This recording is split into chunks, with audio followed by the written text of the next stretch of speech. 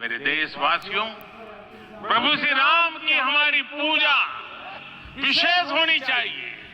ये पूजा स्व से ऊपर उठ करके समष्टि के लिए होनी चाहिए। ये पूजा अहम से उठकर वयम के लिए होनी चाहिए। प्रभु को जो भोग चढ़ेगा वो विकसित भारत के लिए हमारे परिश्रम की पराकाष्ठा का प्रसाद भी होगा। हमें नित्य पराक्रम, पुरुषार्थ, समर्पण का प्रसाद प्रभु राम को चढ़ाना होगा। इनसे नित्य प्रभु राम की पूजा करनी होगी, तब हम भारत को वैभवशाली और विकसित बना पाएंगे। मेरे प्यारे देशवासियों, ये भारत के विकास का अमृत काल है।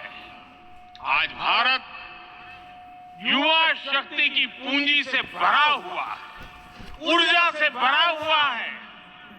ऐसी सकारात्मक परिस्थितियां फिर न जाने कितने समय बाद बनेगी।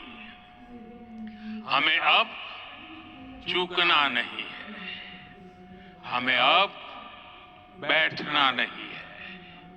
मैं अपने देश के युवाओं से कहूंगा, आपके सामने हजारों वर्ष की परंपरा की प्रेरणा है।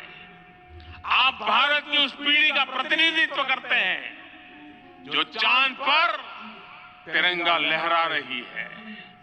वो 15 लाख किलोमीटर की यात्रा करके सूर्य के पास जाकर मिशन आदित्य को सफल बना रही है। जो आसमान में तेजस और सागर में विक्रांत का परचम लहरा रही है। अपनी विरासत पर गर्व करते हुए आपको भारत का नव प्रभात लिखना है।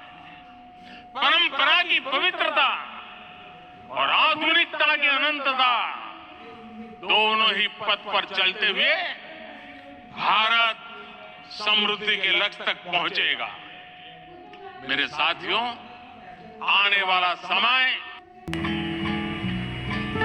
ये भव्य राम मंदिर साक्षी बनेगा, भव्य भारत के अभ्युदय का, विकसित भारत का। ये मंदिर सिखाता है कि अगर लक्ष्य सत्य प्रमाणित हो, अगर लक्ष्य सामूहिकता और संगठित शक्ति से जन्मा हो, तब उस लक्ष्य को प्राप्त करना असंभव नहीं है। ये भारत का समय है और भारत अब आगे बढ़ने वाला है।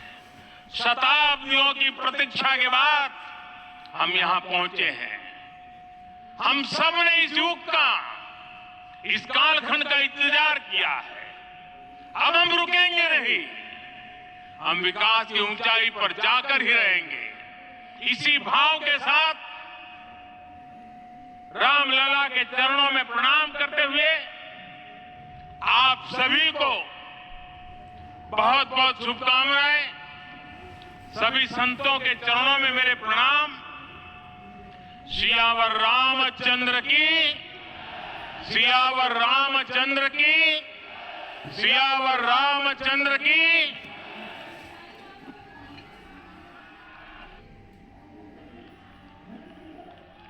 मैं आपसे निवेदन करूंगा, अभी थोड़ा आसन ग्रहण करिए।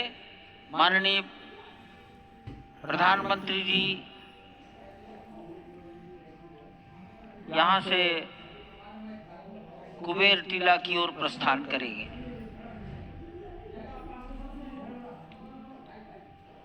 माननीय प्रधानमंत्री जी के यहाँ से स्थान से प्रस्थान के पश्चात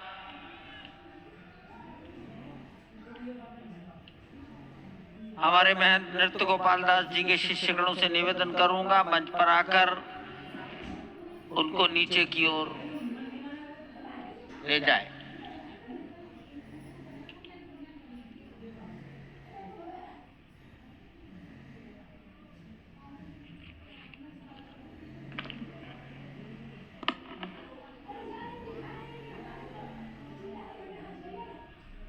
जानकी दास जी अब मंच पर आ जाइए।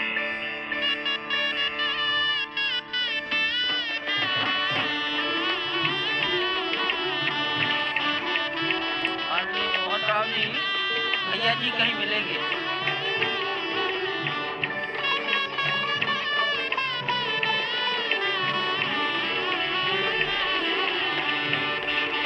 माननीय प्रधानमंत्री जी साधु संतों के निकट की ओर जा रहे हैं।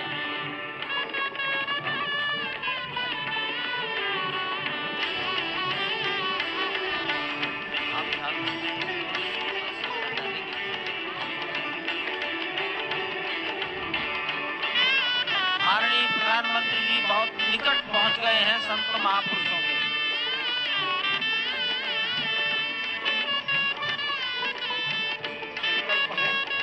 देव से देश और राम से राष्ट्र का निर्माण, यानी कि राष्ट्रीय चेतना में जो राम विराजे हैं वो राष्ट्रीय जनमानस में राम के गुणों का अवतार हो।